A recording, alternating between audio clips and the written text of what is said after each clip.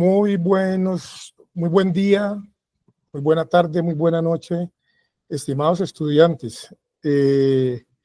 Hoy nuevamente con ustedes para que conversemos sobre todos esos temas tan interesantes alrededor de la consulta previa. Me parece muy importante que tengamos en cuenta que estos espacios de formación son fundamentales para que podamos defender todos nuestros derechos, pero particularmente el derecho fundamental a la consulta previa, de la cual ustedes ya han venido escuchando, ya han venido conversando, tanto en las clases sincrónicas como las asincrónicas, el trabajo que han hecho en, en sus plataformas.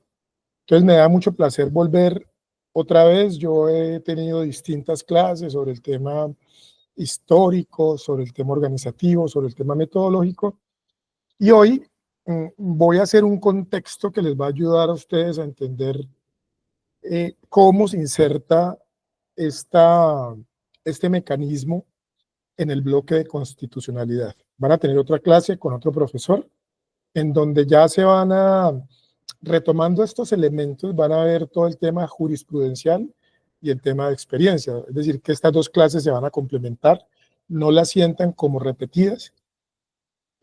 Los que han estado conmigo tanto en las clases sincrónicas como las asincrónicas saben que a mí me gusta mucho siempre arrancar de plantear qué es la consulta previa y para qué sirve la consulta previa como un elemento introductorio que nos permita ya hablar ahora sí del tema de esta clase, que es el tema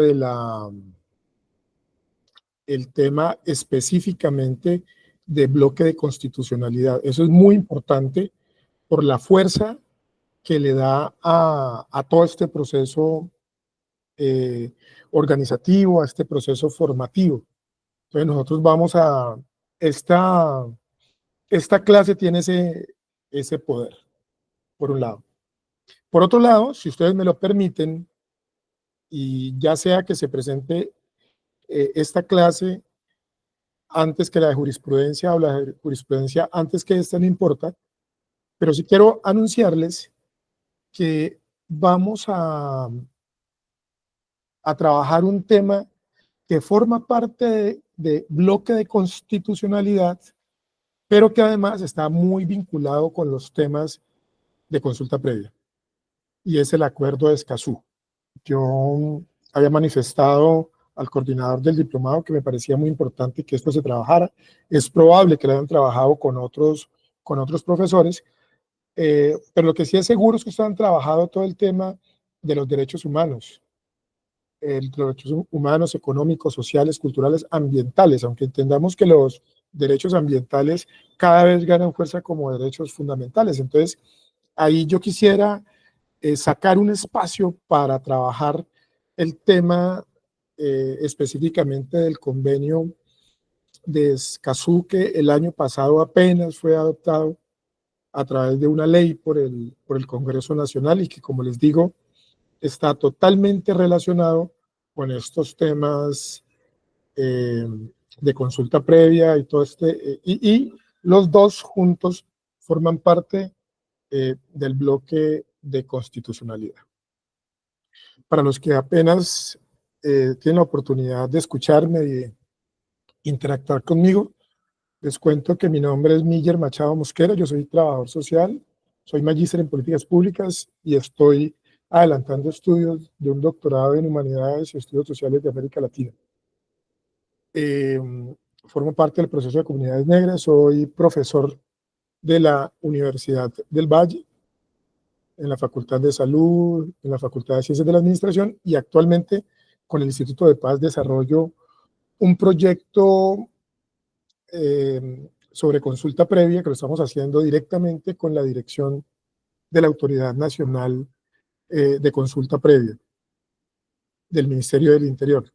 Este diplomado, valga la pena decir, este en el que estamos, es promovido por la Defensoría del Pueblo, y en algún momento de esta conversación nos corresponderá conversar, nos corresponderá hablar de los actores que participan, y dentro de los actores que participan, por supuesto, está la Defensoría del Pueblo, que es uno de los entes de control que participan en el proceso de consulta previa y que la función y que tienen la obligación de velar porque se cumpla la Constitución, en este caso porque las personas, los seres humanos que participan de la consulta previa puedan tener la oportunidad de acceder a ese derecho fundamental. Entonces esa es una función de la Defensoría, pero también hay otras entidades de control como la Procuraduría, de eso hablaremos más adelante.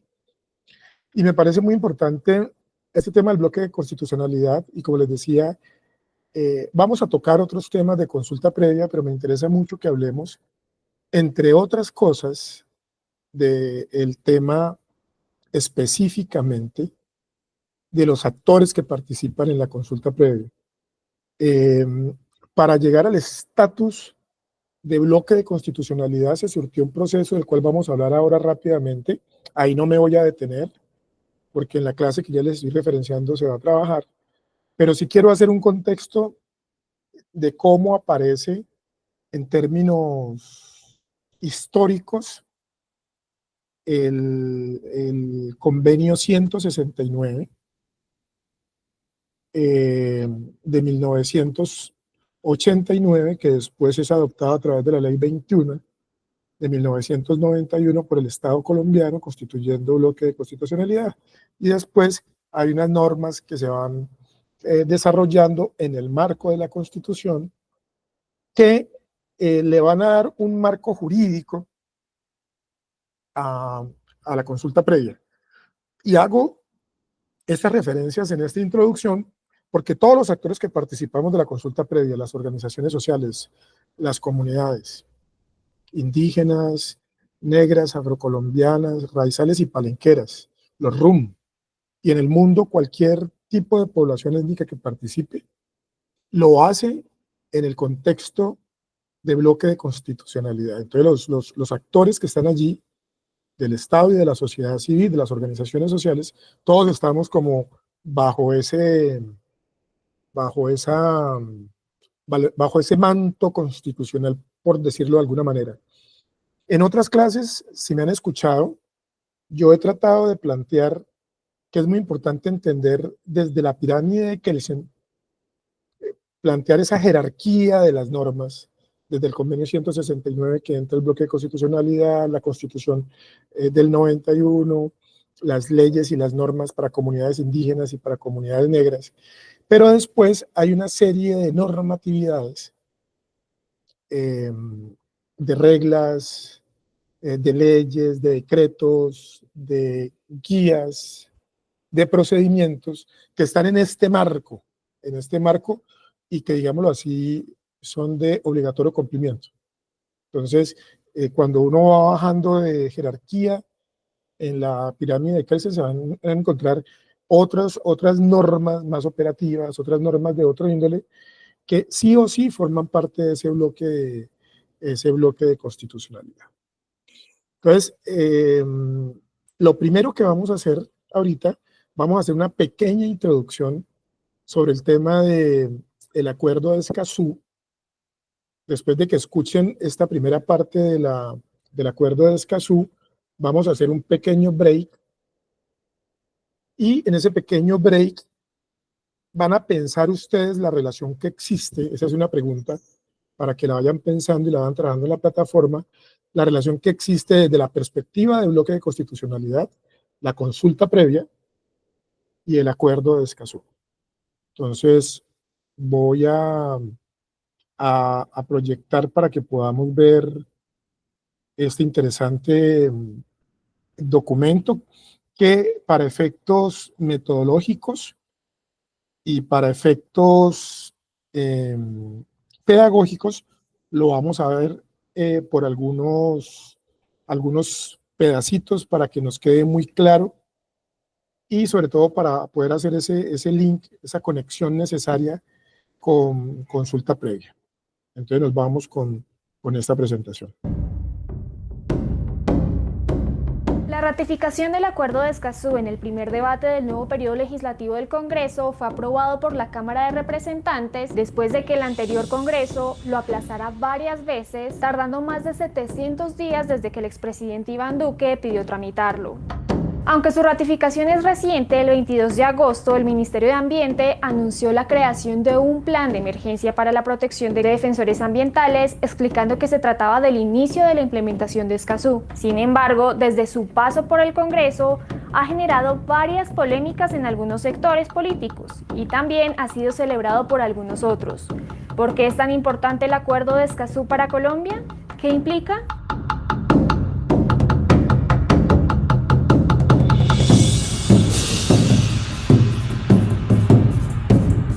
En 2021, la ONG Global Witness concluyó que Colombia era el país más inseguro para líderes ambientales. Ocupamos el deshonroso primer lugar en el mundo en número de líderes ambientales asesinados. Solo desde la firma del Acuerdo de Paz en 2006 hasta septiembre del 2021 fueron asesinados 611 líderes ambientales según Indepaz. 332 eran indígenas y 75 afrodescendientes, 179 eran líderes campesinos y 25 eran activistas ambientales. Y en todo 2021 fueron asesinados 33 líderes ambientales en Colombia. Además de ser uno de los países del mundo con más asesinatos a líderes ambientales, tenemos más de 152 conflictos socioambientales por megaproyectos, polémicos para la conservación y para el bienestar de las comunidades en los territorios, como proyectos minero-energéticos, agroindustriales y de infraestructura. Con este panorama es que el Acuerdo de Escazú entra a Colombia y tiene tres objetivos principales. Primero, el acceso oportuno y comprensible a la información ambiental, por ejemplo, sobre los proyectos que pueden afectar a ciertas comunidades y sus territorios. Segundo, la participación pública de todos los actores en las tomas de decisiones en materia ambiental. Tercero, las garantías de acceso a la justicia para los defensores ambientales. Para entender mejor el alcance que este acuerdo tiene en el país, en El Espectador consultamos a dos expertos quienes nos explicaron cómo es que el acuerdo plantea una serie de consensos regionales entre los 24 países que lo firmaron en 2018 y cómo sería su aplicación en Colombia. Implica la constitución de una serie de instrumentos, de funciones generales. Cada país tendrá que adoptarlo y lo adopta de acuerdo a su jurisprudencia, a su aparato institucional particular y por supuesto a los conflictos ambientales que se presenten en cada país para poderlo desarrollar, para poderlo implementar. Entonces, estas organizaciones, Naciones Unidas en particular, y la CEPAL de forma más específica, han venido dando como los lineamientos en términos de cómo se implementa, cómo se define este gran acuerdo para dar una visión amplia de un instrumento de intervención pues poderosísimo en América Latina. ¿Cuál va a ser el ejercicio entonces? Tomar la reglamentación de Escazú, tomar la reglamentación que existe en Colombia y hacer un vínculo. ¿Cuál es más garantista y cómo fortalecemos? ¿Qué encontramos nosotros en los estudios que hemos hecho? Que el problema no es tanto de estándares generales, que pueden ser algunos más rigurosos en Colombia, sino de nivel de especificidad. En Colombia no hay normas tan detalladas en materia ambiental sobre acceso a la información. El Acuerdo de Escazú nos da 31 estándares y los lleva a la parte ambiental, entonces nos habla de información sobre contaminantes, etc. Algo clave, por ejemplo, que no tenemos nosotros es el énfasis de la transparencia y la rendición de cuentas como un derecho humano, como parte del acceso a la información. Tras la ratificación, la Corte Constitucional realizará el respectivo examen para analizar si Escazú es acorde a los mandatos de la Constitución. Ahora, la pregunta del millón es ¿cómo aterrizará de cara a las políticas ambientales que ya tiene Colombia? Cuando hablamos de implementar, jurídicamente es reglamentar. ¿Cómo lo vamos a desarrollar? Es decir, el Acuerdo de Escazú nos establece unas bases, 63 estándares, estándares jurídicos, y a partir de esas bases centrales, ¿cómo vamos a reglamentar temas fundamentales asociados a sectores? Esto es como la idea que ha surgido dentro de la Alianza por el Acuerdo de Escazú en Colombia, y es que la mejor manera puede ser, y es propuesta también de la clínica, reglamentarlo en sectores específicos. Entonces puede estar el sector de organizaciones de la sociedad civil, el sector de minería de hidrocarburos, el sector de transporte, así, por sectores. Esta puede ser una buena alternativa de reglamentación. ¿Cuándo hay que empezar? Ya. El acuerdo.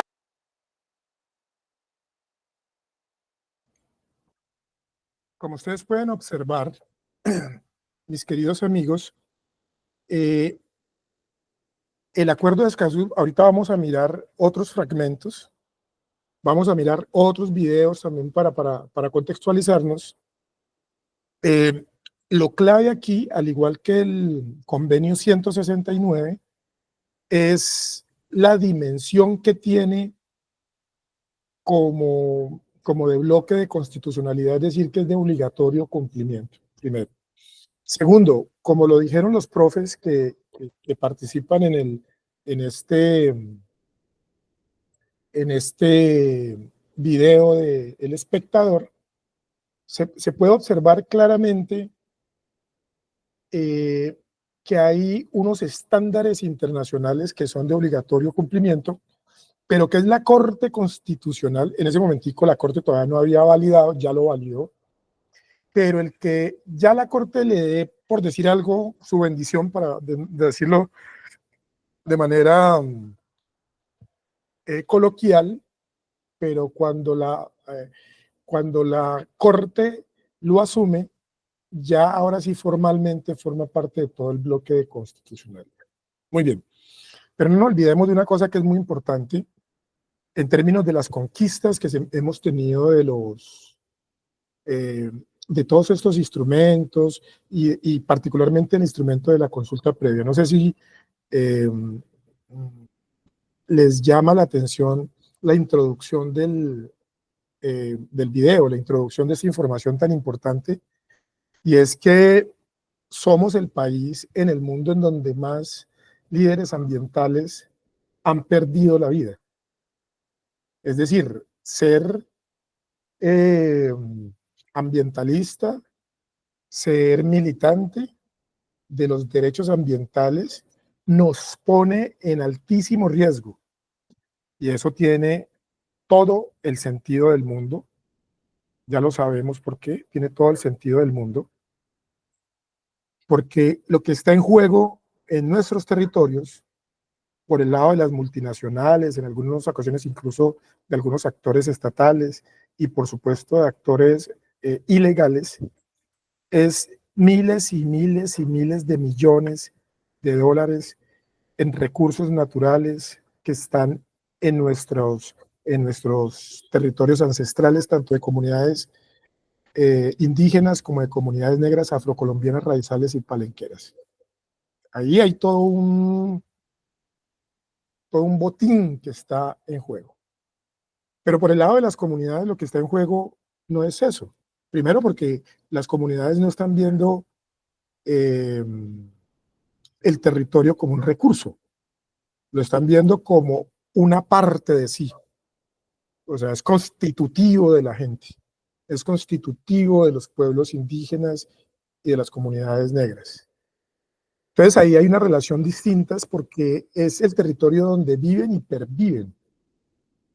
Son los espacios naturales en donde desarrollan sus actividades cotidianas de caza, de pesca, de minería artesanal. Pero fíjense ustedes una cosa tremenda, es que justamente esa relación, esos usos y costumbres, van a establecer una relación distinta con las comunidades donde la comunidad forma parte. Pero además hay toda una relación simbólica y espiritual. Recordemos que muchos de estos sitios, por diversas razones y de acuerdo a la cosmovisión de cada uno de los pueblos, termina siendo sagrado para la comunidad.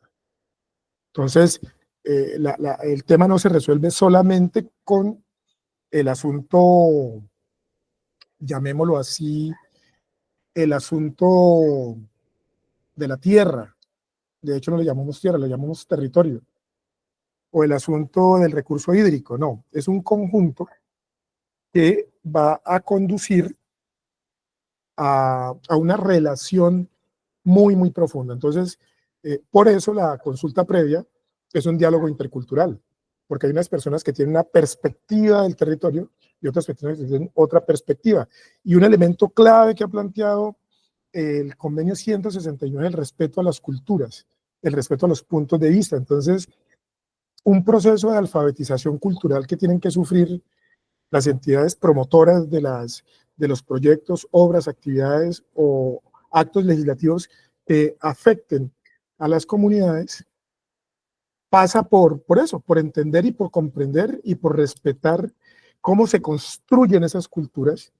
Y el tema normativo no solamente está al interior de la consulta previa, sino que si queremos es fundante, es fundamental de lo que significa la Constitución Nacional de Colombia, porque recordemos que Colombia, y así arranca la Constitución política, es una nación pluriétnica y multicultural.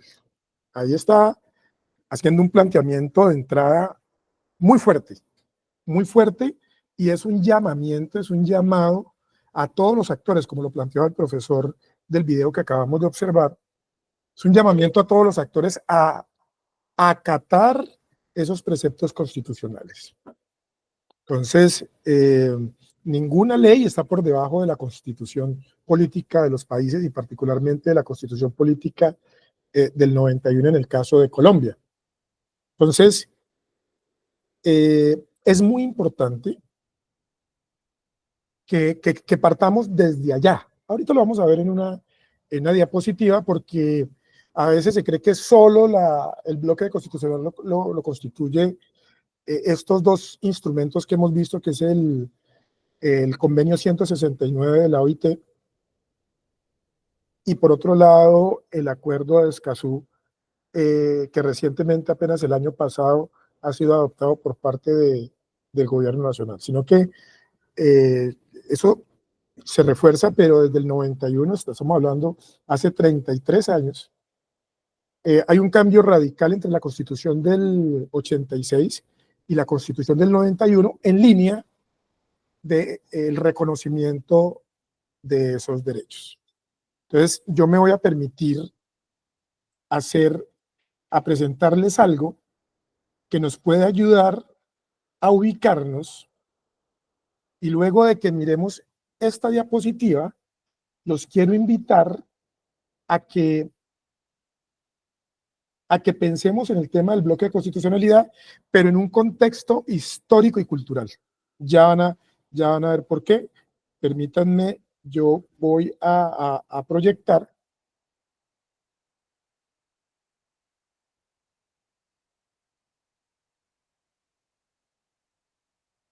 Fíjense ustedes, esta primera parte, yo me voy a permitir señalar con el puntero para que todos tengamos súper claro lo que está sucediendo aquí. Y eso es muy importante, porque una cosa es que esté en el bloque de constitucionalidad y otra cosa es que no esté en el bloque de constitucionalidad. Mi acercamiento va a ser un acercamiento más histórico y cultural, porque el profesor Jairo Castro va a ser un acercamiento mucho más desde lo jurídico. Si ustedes ven aquí, acá abajo está el año 1957 y acá abajo hay un convenio que se llama el Convenio 107 de 1957. Para ponerlos en contexto, estamos hablando de unos años después de terminada la guerra. Estamos hablando de la segunda posguerra, 1957. Unos más o menos 9 años después de haberse creado en el año 48 la Liga de las Naciones, que posteriormente iba a dar paso a lo que llamamos actualmente las Naciones Unidas. Y es un gran pacto internacional para la paz, para la cooperación entre las naciones. Eso lo han trabajado con los otros profesores cuando han hablado todo el tema de derechos humanos, sobre todo con nuestros colegas los abogados. Hay en marcha todo un proceso de desarrollo y de reconstrucción de Europa, de Japón, no tanto de África, de Asia, que también fueron afectadas por la Segunda Guerra Mundial y que de hecho después continuaron guerras como las de Vietnam, como la de Corea. En África continuaron guerras hasta el siglo pasado, década de los 90, y todavía persisten algunos conflictos en África. Pero después de la segunda posguerra, a través del Plan Marshall, lo que se hace es un proceso de reconstrucción de Europa que va a implementar o que va a imponer un enfoque de desarrollo para todo el mundo. Para el caso de Colombia, 2 años después de esta fecha, del 57, ustedes recuerdan que hay la Revolución Cubana, triunfo de la Revolución Cubana, y los norteamericanos, los Estados Unidos, muy preocupados por lo que estaba pasando en su patio trasero, que eran todos los procesos revolucionarios de la década de los 60, decide plantear una estrategia para América Latina que se va a llamar la Iniciativa para las Américas. Y esa iniciativa va a plantear también un enfoque de desarrollo muy centrado en los dos, en Europa, en Estados Unidos, en todas partes. El contexto es el estado de bienestar. Perdón, y corrijo. En los años 60 y 70, lo que plantea los Estados Unidos, tanto una estrategia militar, pero también una estrategia social de, entre comillas, mejoramiento de la calidad de vida de las comunidades, se llama la Alianza para el Progreso. Sobre la base o sobre la tesis que si todos tenemos un desarrollo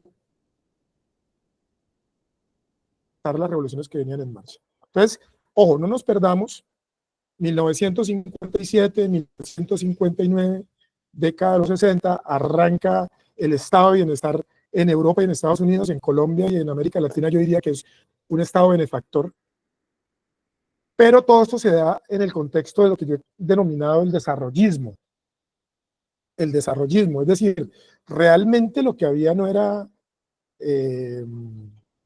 la idea de un desarrollo sostenible, en paz con la naturaleza, donde todos tuviéramos acceso a los servicios, en donde temas como el medio ambiente, la educación, la vida, el saneamiento básico, fueran derechos fundamentales, la educación, la cultura, fueran derechos fundamentales a los cuales pudieran acceder todos. Para nada, para nada.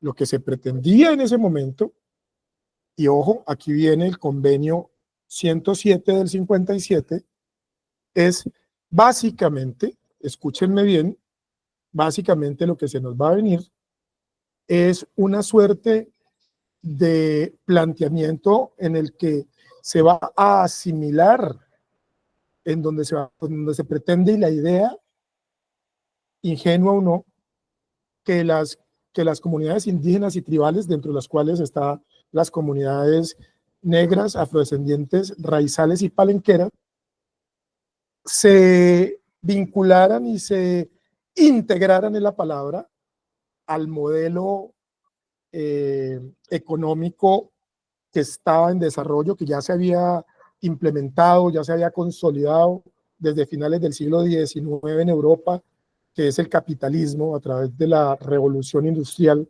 que ya todos conocemos. Pero en este año, en esta década de los 50, hay una fuerza sobre ese tema en particular.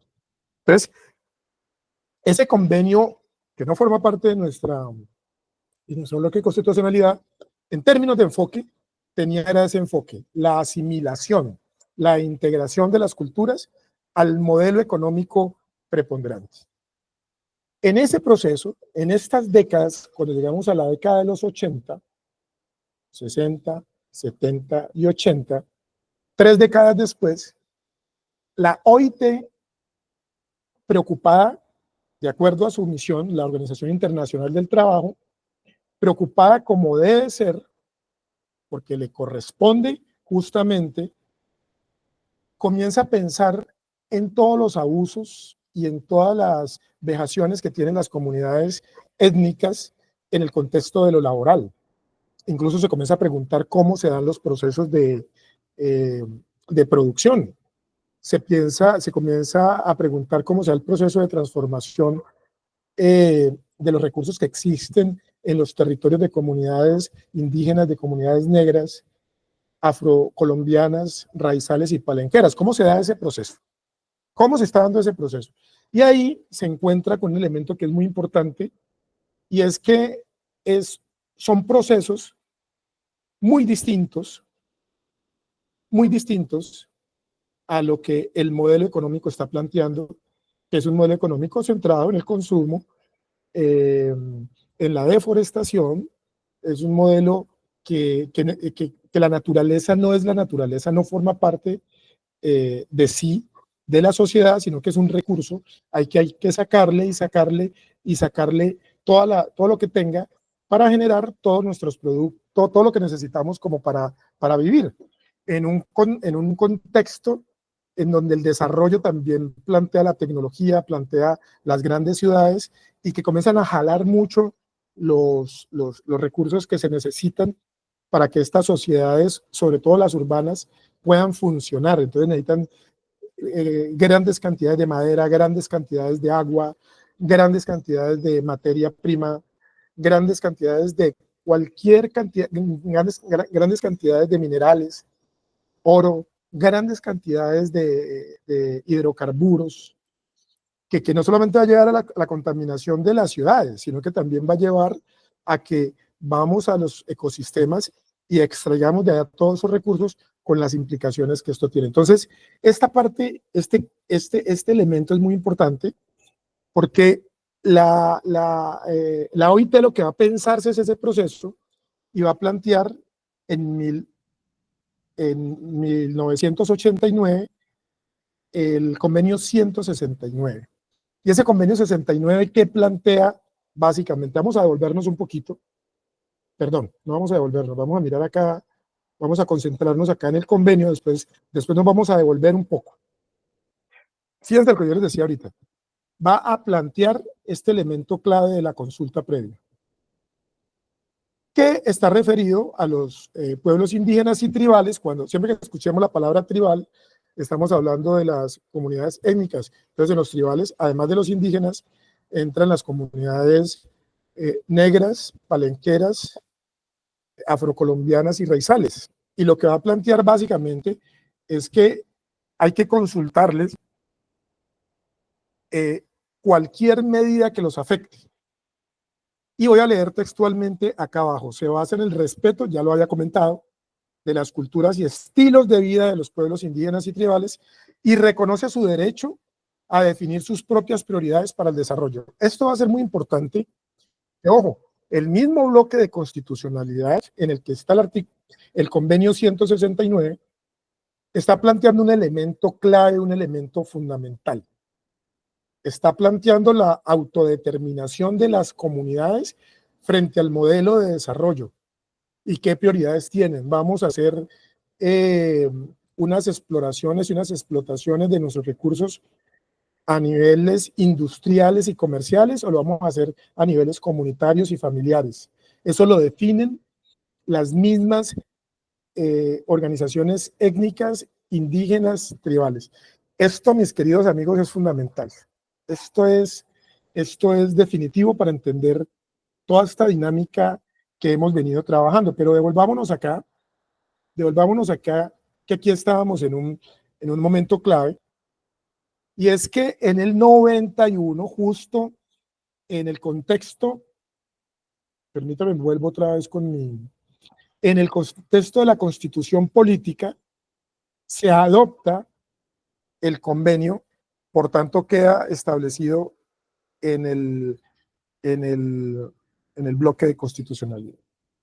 Muy bien. Hay un tema que me parece muy importante.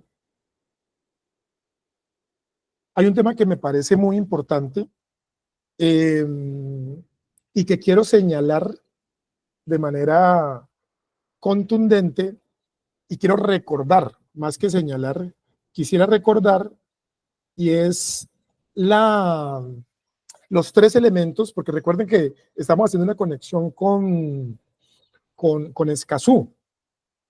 Y ahí hay un tema que es fundamental, y es que, y quiero recordar los tres elementos que plantea el acuerdo de Escazú. Primero, el acceso a la información. Esta parte del acceso a la información es fundamental, mis queridos amigos. Es fundamental porque el que nosotros accedamos a información ambiental nos va a permitir formular, establecer, utilizar todos los instrumentos jurídicos y de movilización social que nos permitan defender el territorio. una de las grandes barreras que tenemos es que no,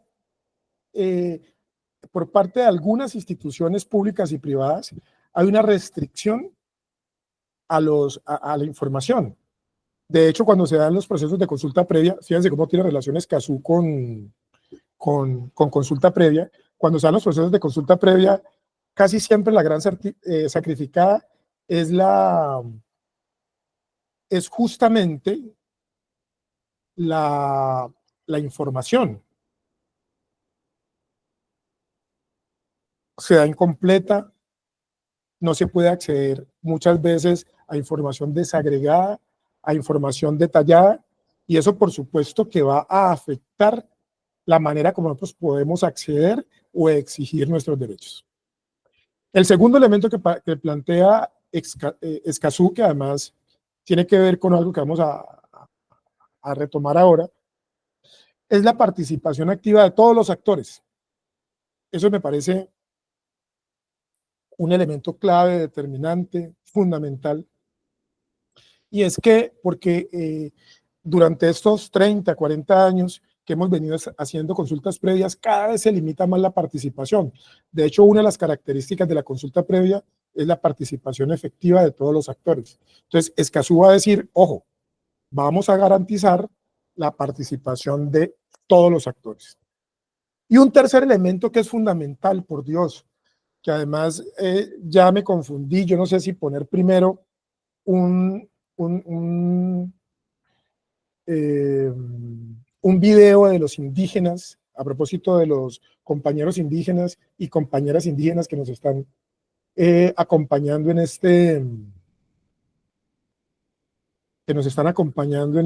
esta clase,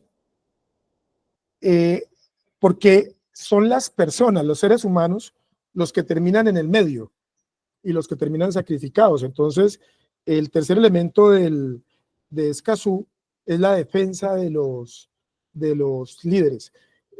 No por nada tenemos el deshonroso primer lugar en asesinatos de líderes. Y ojo, ¿qué estará pasando?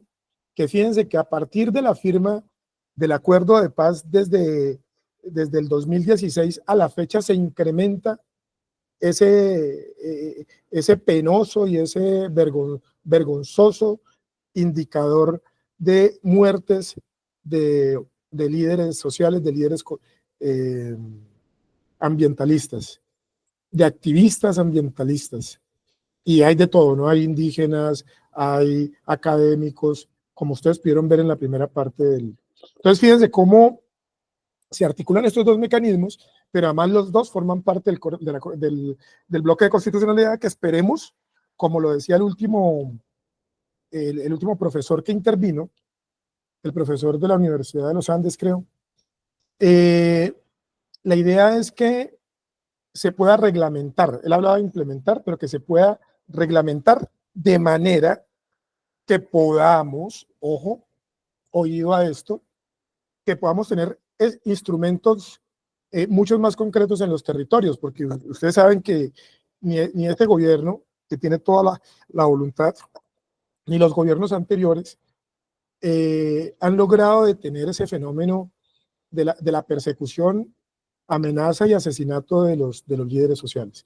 ¿Por qué? Porque es que, si bien como lo plantean los compañeros indígenas, las consultas previas se hacen con los territorios, porque se asume que los líderes y que los grupos étnicos formamos parte del territorio, también hay que decir que son quienes dan la cara y son quienes pierden la vida, son quienes al ser asesinados, al ser extorsionados, al ser desplazados, al ser expulsados del país, afectan la dinámica comunitaria, la dinámica organizativa, que es a su vez la que soporta todo el proceso de sostenibilidad de la biodiversidad en los territorios.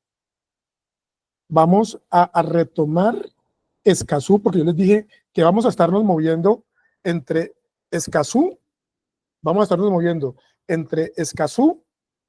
y consulta previa, porque ya la parte jurídica la van a tener en otra clase. Vamos a ver otro momento Esto lo hemos partido en tres momentos para que sea más entendible. Entonces vamos con este segundo momento. El Acuerdo de Escazú es el primer instrumento internacional para América Latina y el Caribe en establecer puntos específicos para la promoción, protección y defensa de los líderes y lideresas ambientales defensores de los derechos humanos. ¿Por qué es importante este cruce entre derechos humanos y ambientales?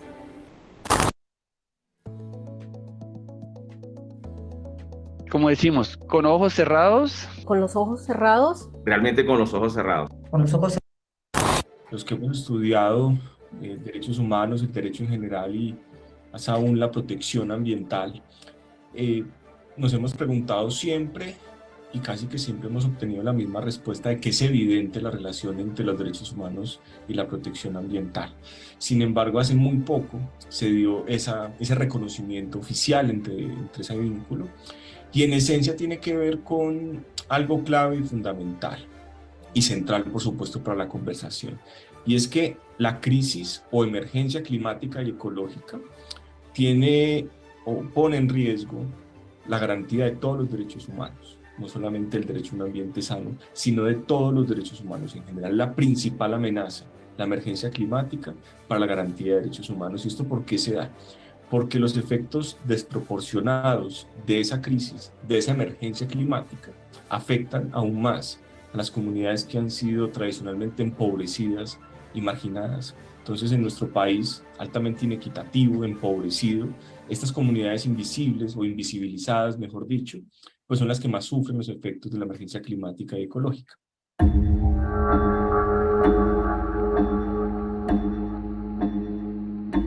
Pero en nuestro día a día, ¿cómo beneficiaría el Acuerdo de Escazú a Colombia? De los conflictos socioambientales que hay actualmente en el país, analicemos uno que lleva casi 2 décadas y que afecta a los recursos hídricos y los ecosistemas y a las comunidades que se encuentran a los alrededores. Santurbán. Este conflicto ambiental está relacionado con los proyectos de megaminería, en donde las comunidades de Santander llevan más de 12 años luchando por la preservación del páramo de Santurbán y los ecosistemas aledaños, que están siendo afectados por las mineras. El conflicto inició hace casi 20 años con el gobierno de Álvaro Uribe, cuando aumentaron las hectáreas concesionadas a la minería, pasando de 1,3 hectáreas a 8,53, incluyendo los páramos. Para el año 2010, la presidencia de Juan Manuel Santos recibió un país con políticas extractivistas y con muchas exenciones tributarias para las mineras y multinacionales. Y en ese mismo año, las comunidades decidieron defender los páramos y frenaron el proyecto de la multinacional Greystar. Luego, en 2014 se delimitó Santurbán sin estudios hidrológicos e hidrogeológicos, favoreciendo los intereses mineros. Y sobre esta delimitación se interpuso una acción de tutela en julio de 2015, frente a la cual la Corte Constitucional dictó la sentencia T-361, que le exigía al Ministerio de Ambiente una nueva delimitación, pues la anterior no fue concertada por las comunidades. La historia no fue diferente para estas comunidades y para el ecosistema del Santurbán durante el gobierno de Duque. De hecho, el país se enfrenta a una demanda de cerca de 2,4 billones de pesos por parte de la minera Ecooro, que alega que sus inversores se afectaron tras la prohibición de exploraciones en el páramo. Por un lado, un tribunal internacional señala que Colombia tiene derecho a delimitar sus páramos, pero también indica que el Estado violó las garantías de un trato justo y equitativo a los inversionistas extranjeros. Como vemos, a lo largo de este conflicto dentro de las políticas de gobierno, nunca hubo una concertación o acceso a la información con las comunidades involucradas. Bajo el Acuerdo de Escazú, ¿qué habría pasado con un caso como este? Bueno, muy bien. Como ustedes pueden observar, claramente, y hay un ejemplo concreto que nos lleva a pensarnos estos temas, y fíjense cómo hay diversos elementos que entran en juego y que tienen que ver con el tema de esta clase.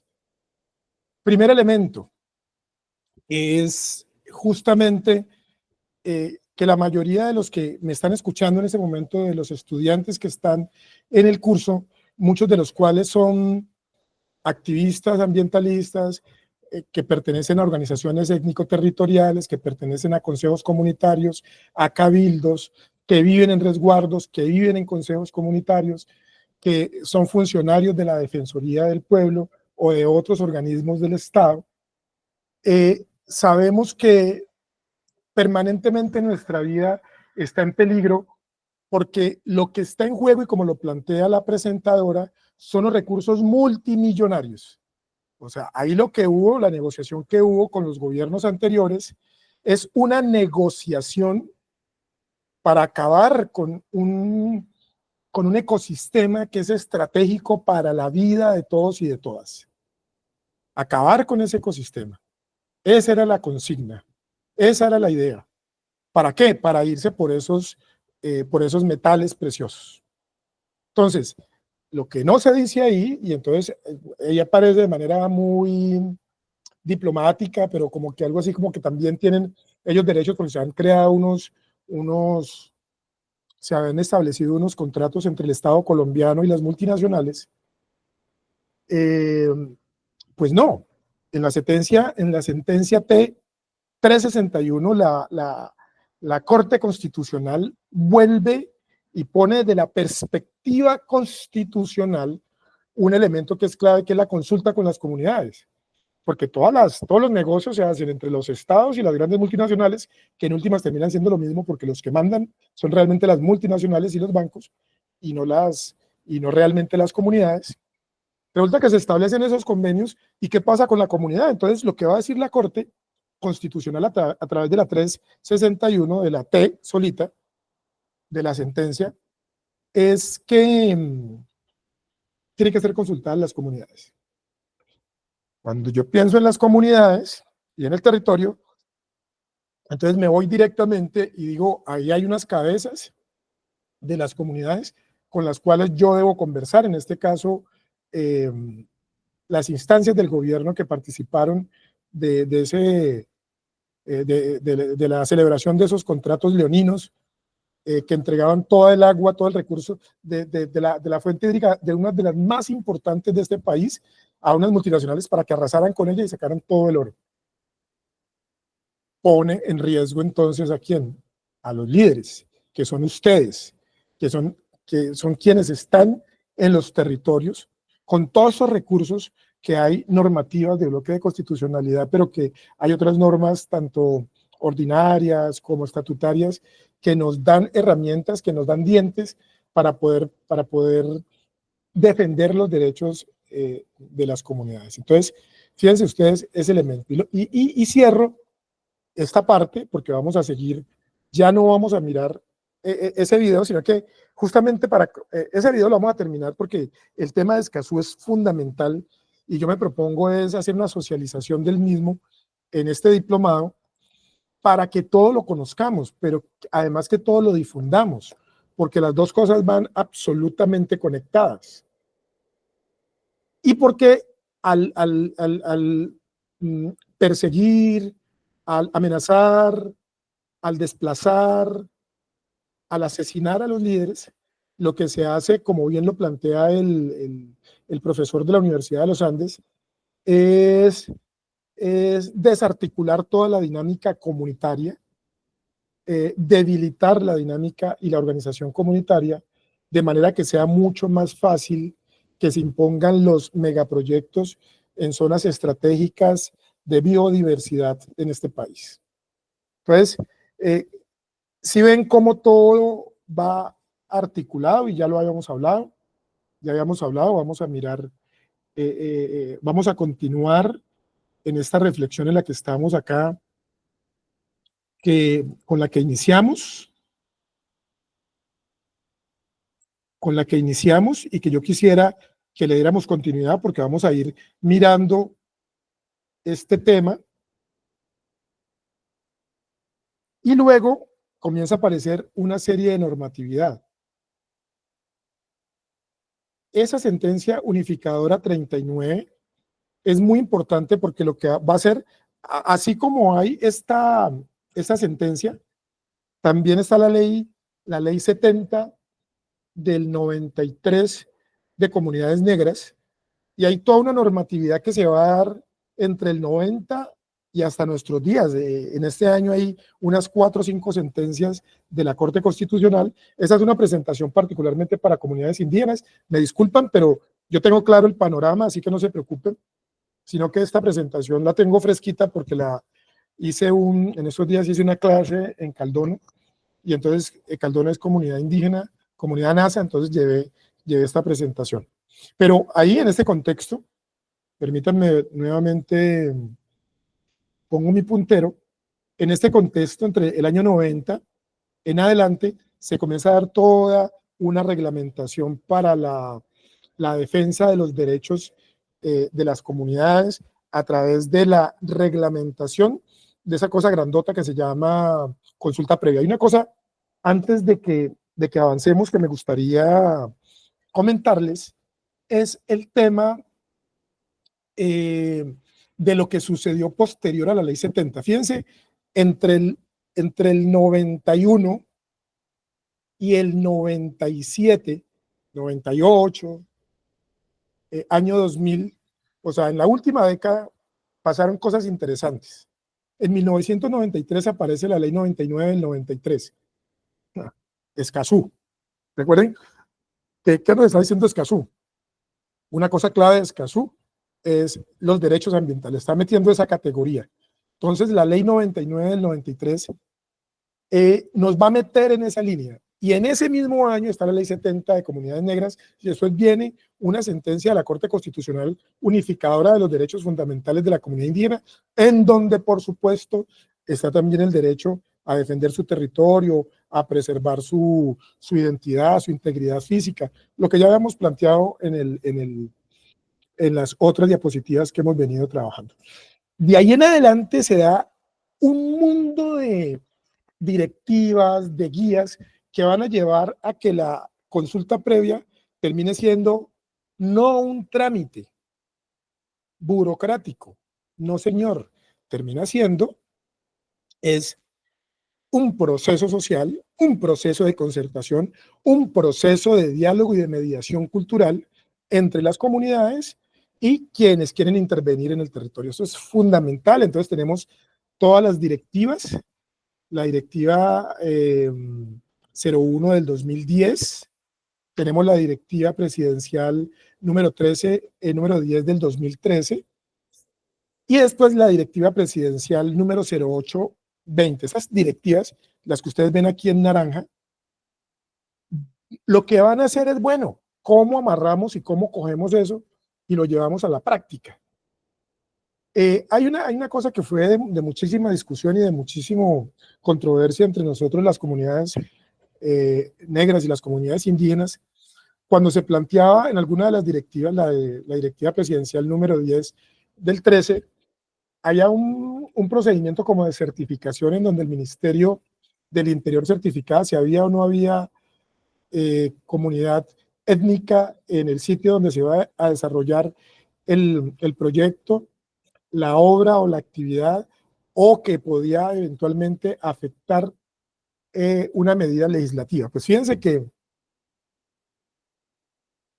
eso es muy complicado porque ¿cómo así que en el norte del Cauca hay que decir que hay consejos comunitarios? Por supuesto que los hay. Ahí la discusión siempre fue, por eso la importancia de recoger todo esto en clave constitucional, es que si se hace a unos kilómetros río arriba, río al lado o río abajo, pues que no los va a afectar. Claro que los afecta, porque normalmente las obras no se construyen encima del caserío, pero va a afectar la fauna, la flora, va a afectar el contexto, por tanto, aplica la consulta previa, así que no hay una autoridad que tenga que certificar que yo soy indio o que yo soy negro para que se pueda desarrollar la consulta previa. Eso lo corrige esta otra directiva presidencial, la directiva presidencial número 08 del 20. Esta directiva lo que va a plantear es que no hay una certificación.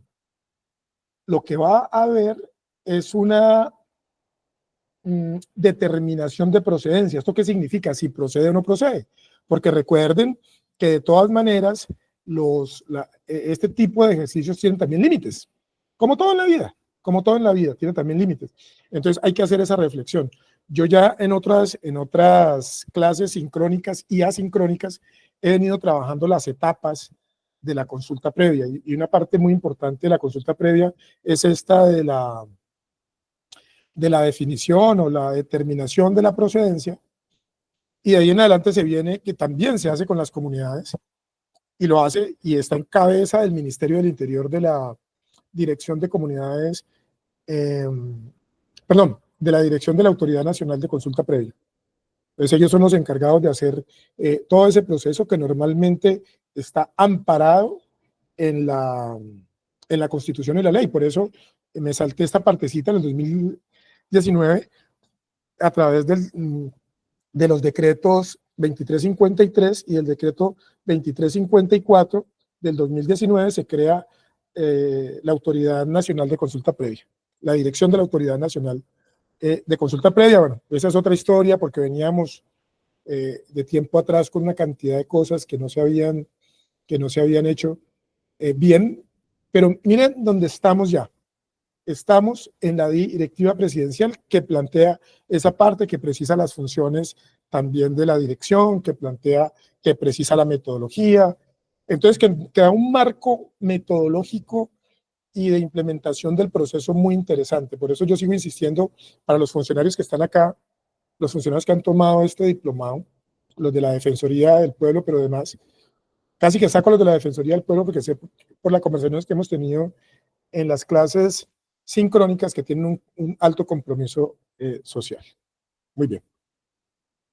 Este ya lo habíamos visto y me quiero devolver a este antes de ver de continuar con el video. Ya nos están quedando más o menos unos 20 minutos o 30 minutos de clase, pero hay unos temas que yo no quiero que ustedes dejen de conocer, porque es que la consulta previa, ya dijimos el fundamento, de dónde arranca, todo su andamiaje constitucional, todo el recorrido constitucional. Pero ¿qué es la consulta previa? ¿Y para qué sirve?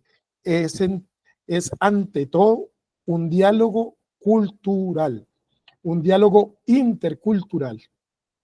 Es un derecho fundamental y colectivo ¿de quiénes? De los grupos étnicos.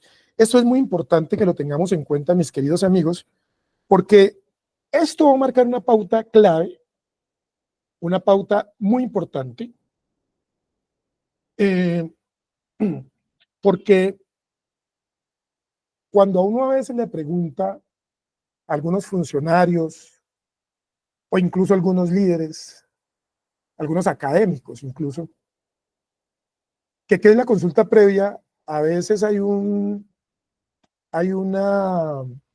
confusiones. Algunos lo consideran un trámite burocrático, otros lo consideran una transacción, otros lo consideran un intercambio, otros lo consideran una barrera o un estorbo para los planes de desarrollo. O sea, hay distintas, dependiendo del personaje, hay distintas acepciones o distintas conceptualizaciones o distintas percepciones de lo que es la consulta previa. No.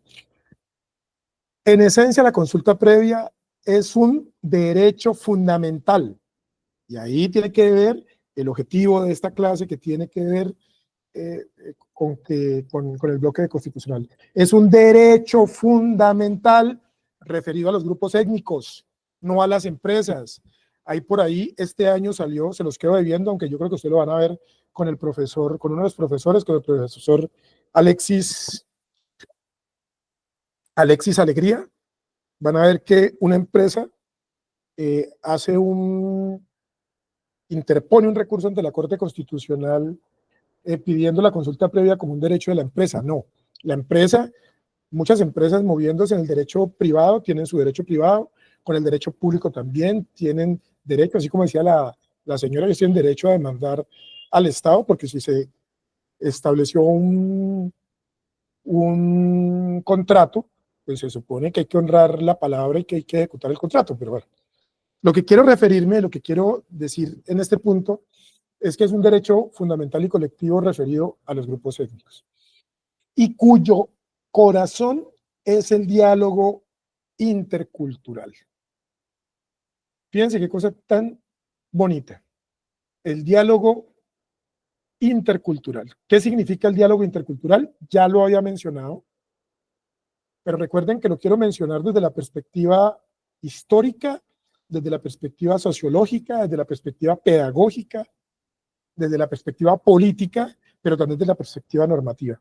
Porque Colombia es un país, es una nación multiétnica y pluricultural, entonces efectivamente las empresas es posible que no conozcan la cosmovisión que tenemos los grupos étnicos, pero en ese diálogo intercultural pues le corresponde ponerse en el lugar de las otras personas, al igual que nosotros. Por eso les digo que cuando uno entiende, ay, no, es que lo mismo que pasó con la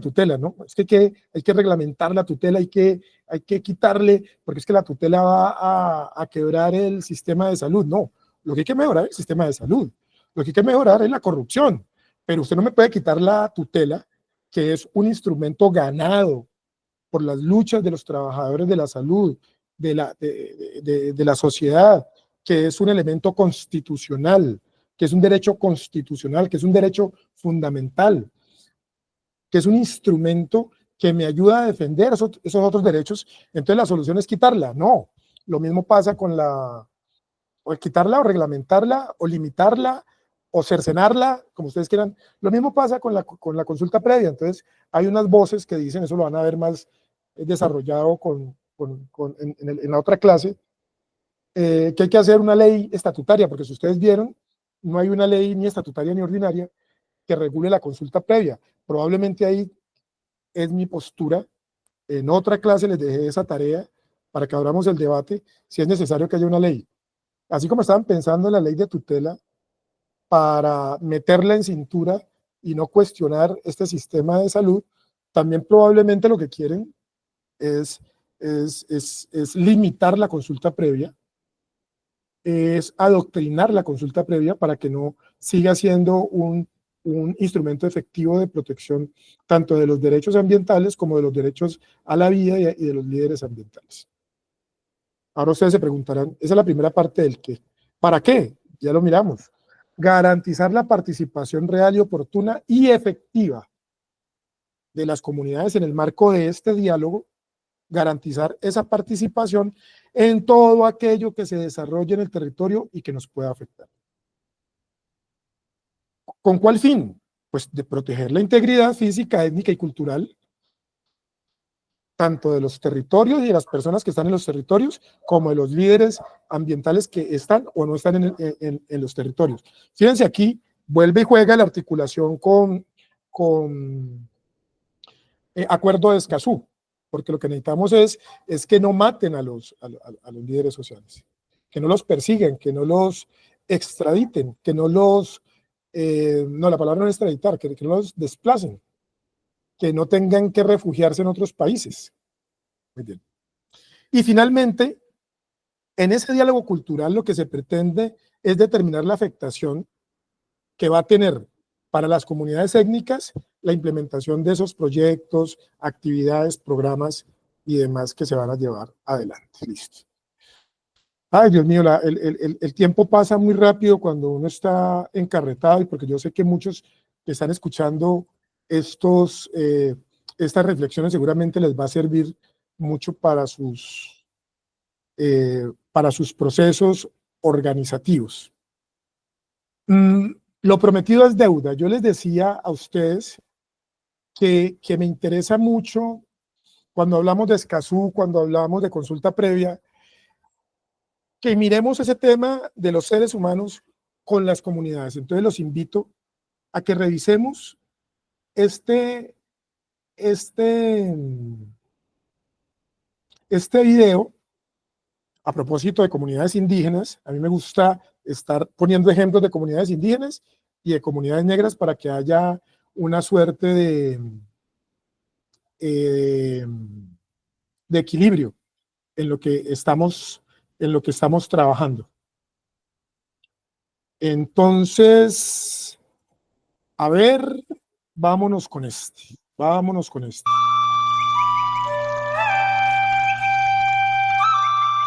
Hace parte de una demanda mucho mayor de nosotros como pueblos indígenas, que corresponde al consentimiento previo, libre e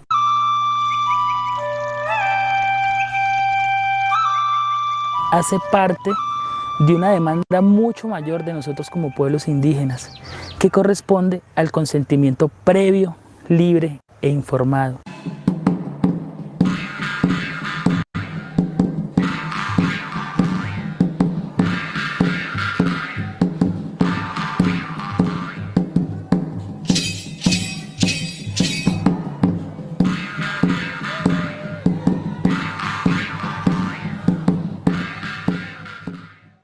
Y hacia allá debemos dirigir nuestras luchas y nuestras reivindicaciones, a que esta mera consulta previa, libre e informada se convierta en una consulta realmente consentida, que tenga efectos coercitivos para los estados y para los interesados.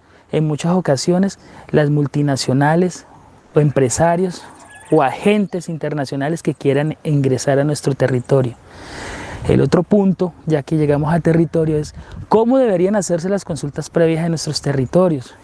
Y eso significa algo muy elemental, debe hacerse con nuestras autoridades de base, de banco, con nuestros abuelos, con nuestras abuelas, con las nuevas generaciones. Ellos deben de conocer qué es lo que va a pasar en el territorio de primera mano, de manera informada, en los tiempos requeridos, en las formas que nuestros ancestros, nuestros abuelos lo determinen.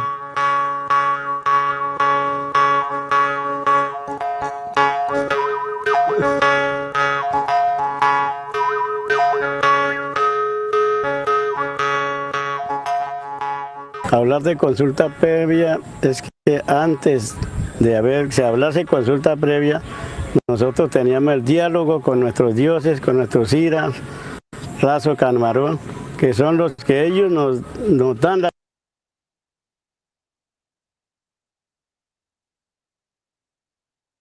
sabiduría. ¿Qué debemos de hacer sobre las montañas, sobre los ríos, sobre toda la naturaleza, porque nosotros somos guardianes de la tierra? Nuestros ancestros, los ancianos, nos han dicho que nosotros... Disculpen que está molestando un poquito, no sé si es el internet o qué, pero vamos a seguir escuchando. Somos cuidadores de la madre naturaleza. Por esa razón, nosotros no podemos negociar con ninguna compañía.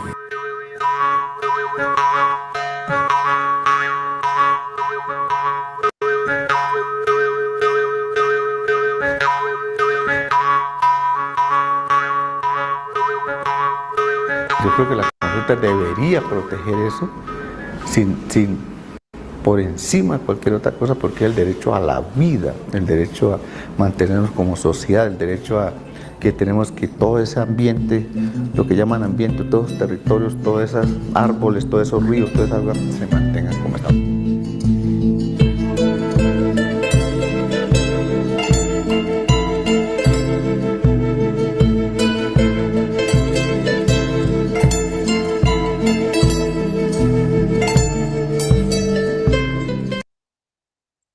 Como ustedes pueden observar, ahí hay una nueva cosmovisión. Los compañeros indígenas arrancan haciendo un planteamiento determinante, incluso yo diría no solamente determinante, sino que es contundente es la palabra.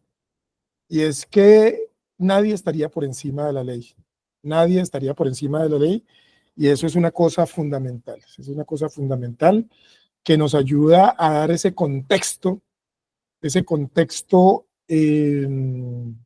normativo, ese contexto de constitucionalidad. Es que no estamos hablando de una ley ordinaria, no estamos hablando de un derecho cualquiera, estamos hablando de un derecho fundamental y estamos hablando de una norma constitucional que está en el marco del bloque de constitucionalidad, que es lo que hemos venido trabajando. Muy bien. Ya para esta última fase de la clase que vamos a trabajar hoy, yo quisiera referirme a un tema y que tiene que ver cuando este derecho fundamental, al igual que el derecho a la vida, que el derecho a la educación, bueno, que todos los derechos que tenemos como colombianos, como colombianas, nos lleva como a pensar entonces quién nos defiende, quién es el garante que estos derechos se materialicen, estos derechos se lleven a cabo, estos derechos se respeten, estos derechos sean de verdad vida en los territorios. Bueno, teniendo en cuenta el enfoque de esta clase, nos toca volver a hablar de la Constitución del 91, que va a reemplazar a una Constitución terrible, a una Constitución retardataria y conservadora como es la Constitución del 86, de Núñez, de 1886. Es decir, que la Constitución del 91 va a reemplazar una Constitución que tenía más de 100 años. ¿Ustedes se imaginan lo vetusta que era? Y donde, por supuesto, los indígenas y los negros no pasábamos de ser menores de edad. Entonces, esto que les estoy planteando cobra un elemento clave, porque nosotros vamos a entrar en un contexto en el que ya ha aparecido el Convenio 107 de las Naciones Unidas y el Convenio 169 de la OIT, en donde ya hay otro enfoque. Entonces, pero también estamos en un momento donde las luchas de las comunidades negras y de las comunidades indígenas en Colombia han alcanzado unas dinámicas altas de reivindicación de sus derechos. Porque recuerden que los derechos no solamente se ganan en la normatividad simplemente lo que hace es un reconocimiento de los mismos. Se ganan en la cotidianidad, en la organización, en la participación, en la formación, en la movilización. Ahí es donde se ganan los derechos. La Constitución del 91 es una postura mía, lo he repetido en las clases sincrónicas como en las asincrónicas para no comprometer ni a la Defensoría, ni a la fundación que está implementando este proyecto, mucho menos a la Universidad del Valle, de la cual soy docente y trabajo los temas de consulta previa también. Es de las constituciones más neoliberales que hay. Claro, el derecho a la vida es un derecho fundamental, pero lo puede salvaguardar también un privado. El derecho a la salud, por algo tenemos la ley 100. El derecho a la educación, por eso tenemos un proceso de privatización de la educación y de mercantilización de la educación, porque deja ese boquete grande en donde plantea que no está mal que haya iniciativa privada, pues para que pueda acceder, pero lo fundamental en un Estado social de derechos son los derechos de la gente, el derecho a la vida, el derecho a la educación, el derecho a un nombre y a un apellido, a una identidad, el derecho a la libre expresión de la personalidad, el derecho a la educación, el derecho a la cultura, el derecho a la consulta previa. Son derechos fundamentales. Y aparece una institución, vale la pena precisar que no aparece, se le da un estatus distinto a una organización pública del Estado, que es la que probablemente más se ha pronunciado en torno al tema de las consultas previas, que es la Corte Constitucional. Si ustedes bien recuerdan, nosotros teníamos una constitución en la que había solamente una corte, que era la Corte Suprema de Justicia. Bueno, había varias cortes, el Consejo de Estado, pero en términos de salvaguardar los derechos y salvaguardar los derechos de la constitucionalidad, había una sala constitucional al interior de la Corte Suprema de Justicia. Después del 91 aparece una nueva institución que es la Corte Constitucional, y eso es un salto grandísimo en términos jurídicos, en términos políticos y en términos sociales. Hoy no les he hablado mucho, aunque pienso rematar con ello, no les he hablado mucho de algunas sentencias de la Corte Constitucional, que claro, como su nombre indica, es constitucional. Entonces tiene que velar porque todos los actos que se desarrollen en el contexto social, en el contexto de la vida, estén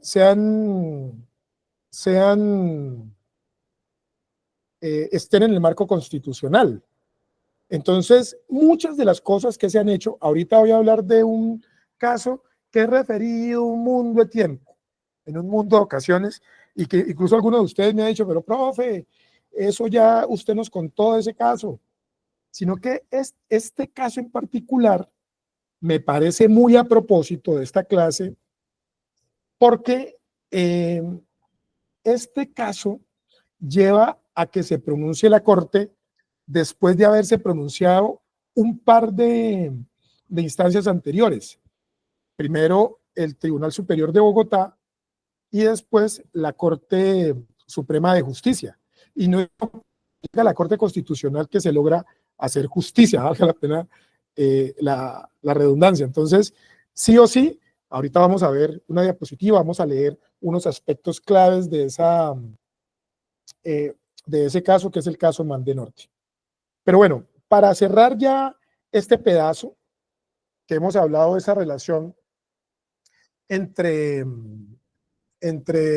el acuerdo de Escazú y la consulta previa, en el marco del convenio 169, en el marco del convenio del acuerdo de Escazú, que el año pasado fue asumido por el gobierno, por el Estado, no por el gobierno, por el Estado Nacional, y entra a formar parte del bloque de constitucionalidad, que es el eje central de lo que hemos hablado durante todo este tiempo en esta clase, que déjenme decirles, se me ha pasado el tiempo rapidísimamente. Entonces vamos a escuchar una última parte de este importante documento, que es en video, y después vamos a hacer un cierre refiriéndonos a un caso en particular en donde el tema del bloque de constitucionalidad entra durísimo. Que hubiese sucedido, sin lugar a dudas, es una mayor claridad en torno al contenido y alcance de un componente clave que era la participación en la delimitación del párrafo. Entonces tuvimos que esperar hasta una sentencia de la Corte Constitucional para que se fijaran esos criterios de oportunidad, que sea pública, que sea abierta, y volver a reiniciar otra vez el proceso. ¿Qué brinda el acuerdo de Escazú? Reglas más claras. Ya desde antes, yo sé, es que esto es oportunidad, esto es representatividad, es que esto es que sea completa, es que esto es que sea pública. Entonces seguramente el conflicto hubiese podido ser más profundo, o el debate más sustantivo, más de fondo. Que lo que está propiciando Escazú es un llamado al sector empresarial para generar una suerte como de, lo dice Escazú así, creo que el término es un espíritu de colaboración, es decir, donde todos somos titulares de derechos, el empresario, el minero legal, el cultivador, los habitantes de la ciudad, todos, y los campesinos, todos tenemos, digamos, las condiciones de reflejar de manera sincera las intencionalidades de proteger el recurso natural, sea el agua, sea el suelo, sea el bosque. Y es una obligación determinada y protegida por el derecho internacional. O sea, nadie se puede quedar atrás de esto, ni siquiera los organismos internacionales. No todos los sectores políticos están conformes con que Colombia acoja el acuerdo de Escazú. Desde que fue aprobado en el Congreso, la senadora del Centro Democrático, María Fernanda Cabal, alertó que la soberanía de Colombia está en riesgo con Escazú. La soberanía de Colombia sí está en riesgo, señores. Absolutamente. Porque cuando este tratado suma y fusiona derechos humanos con derechos ambientales, inmediatamente activa la jurisdicción internacional. Lo que quiere decir que se vería afectada la libre determinación de los pueblos y la no intervención de un Estado en los asuntos de otro, que son las dos premisas que garantizan la soberanía nacional. En el caso colombiano, en palabras de Cabal, otros estados podrían involucrarse en la jurisdicción del país, sobreponiéndose al poder ejecutivo, legislativo y judicial al adquirir un compromiso internacional mediante el acuerdo de Escazú. Los expertos mencionan que Escazú, por principio, respeta las garantías de soberanía de los países. Pues el punto de partida es cumplir esas bases y sus pisos mínimos de derechos humanos. Entonces algunos discursos dicen es que nos sometemos a la CIDH, a la Corte IDH, al Sistema Interamericano de Derechos Humanos. Pues es que estamos sometidos, y no es someterse, es estar en un marco de garantía de derechos humanos. Entonces, primero, pues la idea no es incumplir. Dos, el principio en el acuerdo, reitero, es un acuerdo de pisos mínimos, es un acuerdo de bases. Entonces, en esa fundamentación que se le da, y lo hemos repetido en varias ocasiones, tiene un principio clave. Ese principio tiene que ser interpretado de manera amplia, pero sí de manera muy específica en la literalidad, y establece de manera clara que los países tienen soberanía sobre sus recursos naturales y que siempre se van a aplicar las normas más garantistas. El Acuerdo de Escazú fue firmado originalmente por 24 países de la región. Hasta la fecha lo han ratificado Antigua y Barbuda, Argentina, Bolivia, Ecuador, Guyana, México, Nicaragua, Panamá, San Vicente y las Granadinas, San Cristóbal y Nieves, Santa Lucía, Uruguay, Chile y Colombia.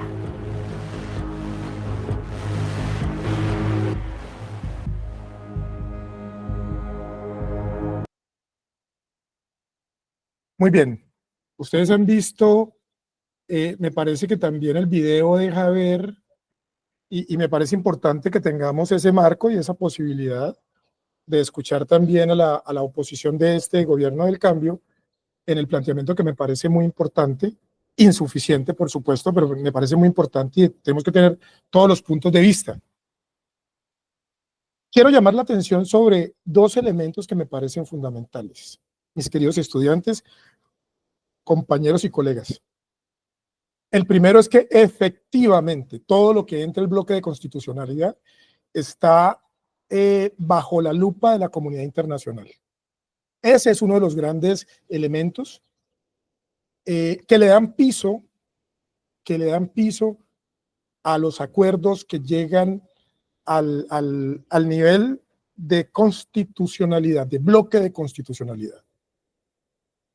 Porque además, como lo dice el profesor de la Universidad de los Andes, pues el punto de partida es que vamos a cumplir con el acuerdo. Entonces no lo asumamos, porque como se van a meter los estados o los organismos multilaterales, entonces no lo hagamos, porque en caso de que incumplamos, tenemos el riesgo de ser sancionados o de que nos llame la atención algún tipo de organismo internacional. ¿Le cabe en la cabeza a alguien esto? Me pregunto yo, ¿le cabe en la cabeza eso? Es decir, fíjense que detrás de eso la lógica que hay, cuando uno habla de bloque de constitucionalidad y las implicaciones que tiene Colombia cada vez que asume un convenio internacional que va a proteger los derechos humanos, es que no lo vamos a incumplir. Lo que está en juego es eso. Y más si son los derechos. Entonces la senadora lo que hace es una relación entre derechos humanos y derechos ambientales. ¿Es que los derechos ambientales no son derechos humanos? Me pregunto yo.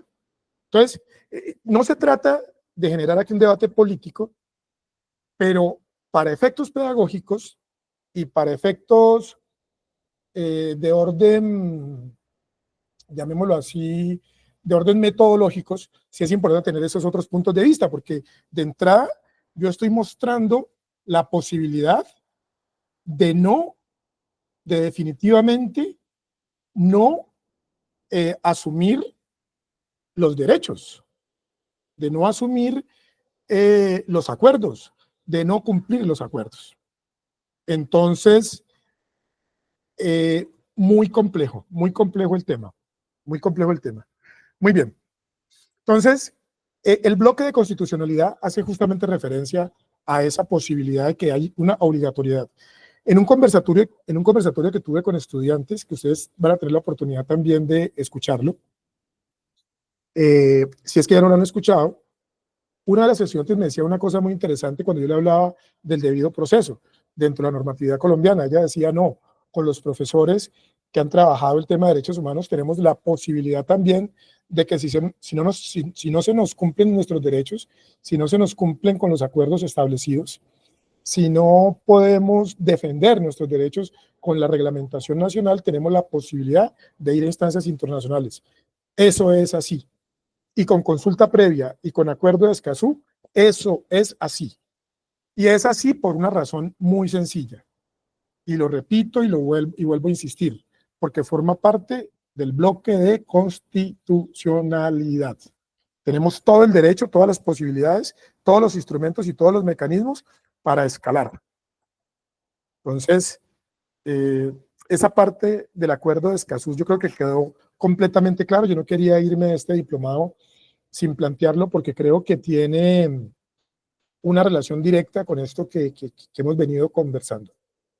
Muy bien, dicho esto, vámonos a la última parte, ya me queda muy poco tiempo, me quedan como unos 10 minutos, voy a tratar de ser breve, pero ser breve no significa no ser profundo y no poder plantear unos elementos de fondo que nos permitan profundizar, valga la redundancia, en temas que son muy importantes en esta discusión que estamos teniendo. Ustedes me habrán escuchado varias veces hablar de este caso. El caso de Mande Norte. Esta primera parte voy a tomar el atrevimiento de leérselas detenidamente para que todos tengamos el contexto. Los hechos. En el Bajo Atrato, en el límite Antioquia y Chocó, entre los municipios de Murindó y Carmen del Darién, se encuentra el cerro Jaicatuma, Careperro, que le llaman los afro. Para las comunidades en Vera, este es un sitio sagrado para el Estado y la empresa Muriel Mining Corporation. El lugar resulta muy atractivo, pues se trata de territorios donde se encuentran grandes yacimientos de cobre, oro, molibdeno y otros metales. Creo que entre otros también está coltán, que es muy importante para estos aparaticos que todos tenemos, que son los celulares. Entonces, es muy importante este asunto de la explotación minera. Rápidamente, ¿qué sucedió allá? Miren lo que sucedió.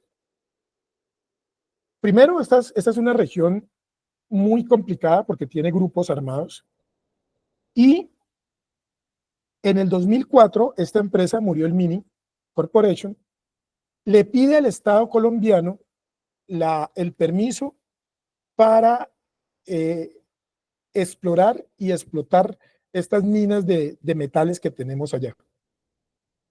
En el 2005, el gobernador de Antioquia suscribió el contrato de exploración y explotación de 16.000 hectáreas por 30 años, por 30 años más. Fíjense que rapidito, el gobernador les entrega todas las concesiones, por llamarlo de alguna manera. Fíjense. Fíjense lo que va a suceder. En el 2007, unos líderes avivatos se reúnen con la empresa y con el ministerio. 6 reuniones. Recuerdan que yo les había dicho que la consulta previa por la seriedad, por la trascendencia es un proceso. 6 reuniones. A ellas nunca fueron invitadas las comunidades, tanto negras como indígenas de la región. Y fíjense lo que va a suceder. Eso que está en amarillo. Fueron invitadas organizaciones y personas que no representaban legítimamente a las comunidades afrocolombianas e indígenas afectadas por el proyecto. En las pocas reuniones tampoco hubo entrega suficiente de información sobre el proyecto y sus impactos. Fíjense que este caso es muy bonito. Este caso es muy bonito porque este caso lo que permite establecer es toda la carreta que hemos echado, no solamente en esta clase, sino en todas las clases anteriores. Falta de información, no representatividad de las comunidades, afectación de zonas sagradas para las comunidades, intervención de manera arbitraria por parte de autoridades como el gobernador de Antioquia de la época. Pero bueno, ¿qué sucedió? ¿Qué sucedió? ¿Qué es lo que a mí me interesa? Voy a dejar ahí planteado y se lo voy a decir conversadito porque ya me quedan solamente 4 minutos de la clase. Lo que sucedió fue que las comunidades se movilizaron. Lo que sucedió fue que las comunidades fueron e interpusieron. Ya, es que yo simplemente señalo esto como para dejarlo, pero mire lo que sucede. Y lo que está planteando aquí el texto. ¿Qué hicieron las comunidades? Que esta parte es demasiado importante. Y fue que las comunidades en el 2009 recurrieron, ¿se acuerdan? Yo ya les había hablado al Tribunal Superior de Bogotá, que negó la tutela, y la Corte Constitucional también. Dijo en mayo del 2009 que que se pueden utilizar otros mecanismos, acción popular, no sé qué, pero en últimas lo que está sucediendo allí, con razón jurídica o sin razón jurídica, ahí me disculparán los abogados, es que prácticamente se le está diciendo a la comunidad que no se puede y que la exploración va a seguir, pero miren lo que sucede a continuación. Y voy a subir el tamaño de estas letras para explicarles esta parte, y la parte que sigue también se las voy a explicar.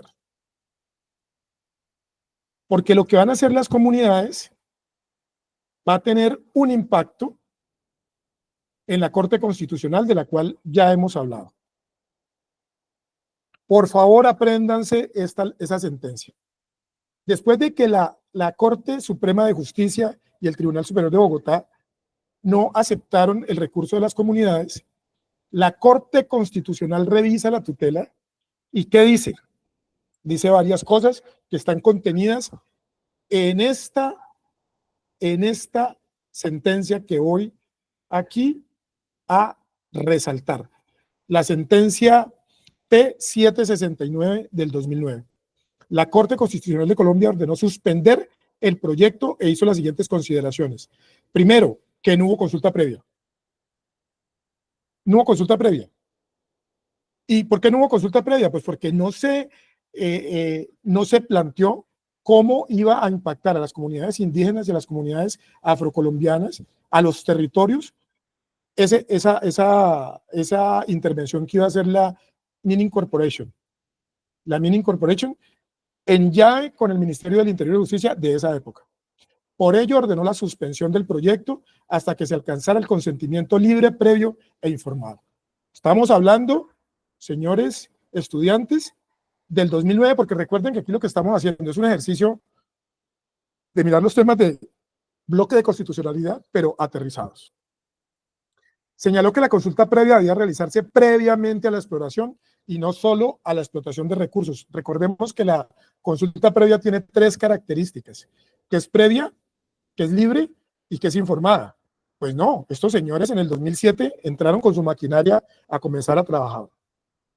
Destacó que el Estado debe realizar estudios detallados sobre los impactos sociales y ambientales del proyecto antes de llegar a la consulta previa. Reiteró la necesidad de llevar a cabo un proceso preconsultivo. Bueno. Y finalmente, fíjense, esta belleza de aquí, fíjense, un año después, el ministerio junto con Muriel Mining Corporation o Company le pidieron a la Corte Constitucional desestimar la sentencia. Bajemos. Bueno, eso ya es, hasta el momento, hasta ahora la Corte Constitucional no se ha pronunciado sobre estas solicitudes de nulidad y la sentencia T769 del 2009 está absoluta y totalmente vigente. Bueno, muy bien. Para cerrar esta clase, esta es una excelente noticia para todos y para todas. ¿Por qué? ¿Qué es lo que está diciendo? ¿Qué es lo que está diciendo la Corte Constitucional? La Corte Constitucional lo que está diciendo, embestida de su obligación de velar por los derechos constitucionales, lo que está diciendo es, se respeta la consulta previa a las comunidades, pero va más allá. Y dice, ¿qué pasa con los impactos? Que eso está procurando. Le está ordenando al gobierno que haga un estudio detallado de impactos. Entonces, fíjense que la línea constitucional es muy importante. ¿Vale? Entonces, yo no quisiera irme, o más bien, quisiera dejarlos con otra inquietud, para lo cual vamos a poner un último video. Yo creo que la clase así, con videos, con... Este video es muy cortico, pero este video me va a dar el abrebocas para plantear un elemento que me parece de la mayor importancia y que tiene que ver con las buenas prácticas, así como esto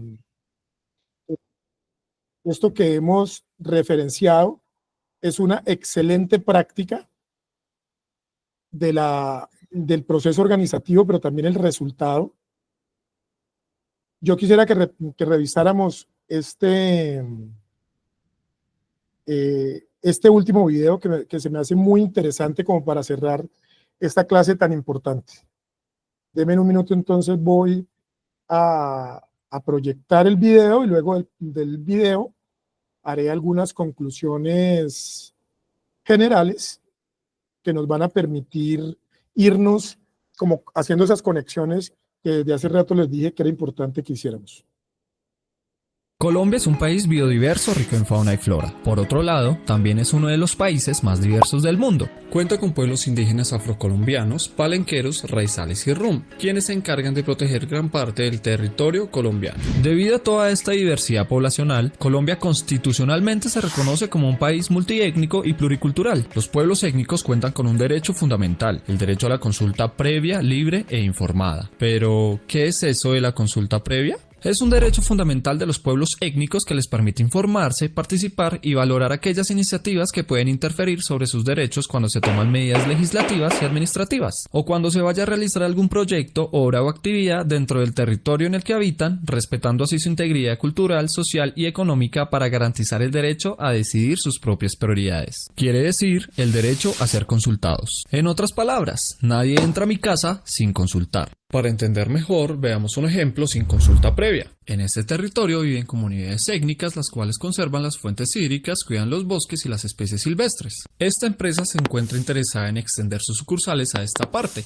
así que desarrollan un proyecto de una carretera que pase por acá. Con este proyecto todos se ven afectados, ya que esto no solo les atraviesa su territorio, sino que también les afecta gravemente las dinámicas de la relación del pueblo étnico con el territorio, propiciando la entrada de personas extrañas, potenciando los procesos de contaminación, el despojo de tierras y la deforestación en el ecosistema, provocando que el efecto invernadero aumente los niveles de contaminación en el aire. Ahora veamos el caso con consulta previa. La empresa primero realiza un estudio, se da cuenta de que por donde planean construir la carretera viven pueblos étnicos, así que se realiza el derecho de consulta previa, libre e informada. Luego de dar la información completa, se llega a un acuerdo con las comunidades. En este caso se acuerda que la carretera pase por una zona que no afecte considerablemente al ecosistema y que no pase por el territorio de las comunidades, así que se decide hacer esto y no esto. De esta manera se disminuye el fácil acceso de personas externas al territorio, evitando el despojo de tierras y a su vez acordando que la empresa siembre la suma de los árboles que se talen, evitando así la deforestación, de forma que recursos naturales como el agua puedan seguir con su equilibrio. Punto para la consulta. Bueno, ¿y para qué nos sirve la consulta previa a los colombianos? Fácil, para respetar los espacios habitados por los más de 102 pueblos étnicos quienes conservan aún 65 lenguas nativas y que se encargan de preservar gran parte del medio ambiente de toda la humanidad y así prevenir de posibles daños mayores al medio ambiente.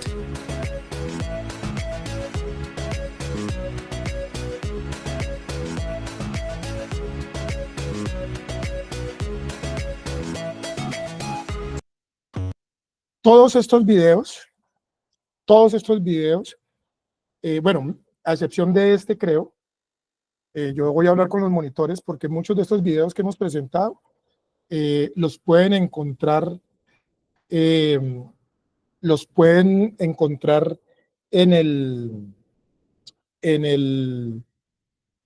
la plataforma, porque me parece muy importante, fíjense, es muy pedagógico para entender. Es muy importante que podamos transmitir de manera tranquila, de manera sosegada, de forma pedagógica, todo esto que puede sonar como complejo, ¿no? Acuerdo de Escazú, convenio 169, consulta previa, bloque de constitucionalidad. Entonces, de una manera muy pedagógica, estos compañeros del grupo de juristas nos han permitido este ejemplo muy sencillo para trabajar con elementos normativos, pero también con una experiencia concreta que complementa esa otra experiencia que también es positiva en el sentido que la Corte Constitucional lo que hace es, como corresponde, ser garante de sus derechos. Entonces, quiero agradecerles que me hayan escuchado. Por favor, véanse todo el video. Por favor, los videos que se hayan escuchado mal, porque vi que un video se me estaba cortando, lo van a encontrar en la plataforma, o pregúntenle a los monitores me preguntarán a mí, y yo les mandaré el enlace para que los puedan ver.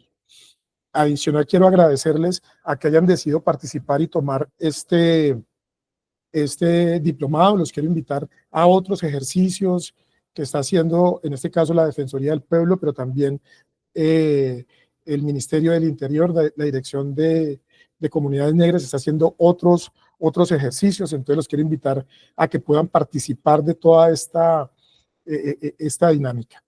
Y finalmente los quiero invitar, hemos estado conversando con algunas personas que nos dicen, hombre, profe, ¿por qué no generamos como una especie de red de trabajo para defender la consulta previa, para que nos apoyemos entre nosotros, para crear equipos de abogados que puedan apoyarnos y demás? Entonces los quiero invitar para que una vez se hayan graduado o antes de graduarse en esta semana puedan pensar esa iniciativa, puedan conectarse con sus amigos y a través del chat o de los chats que tiene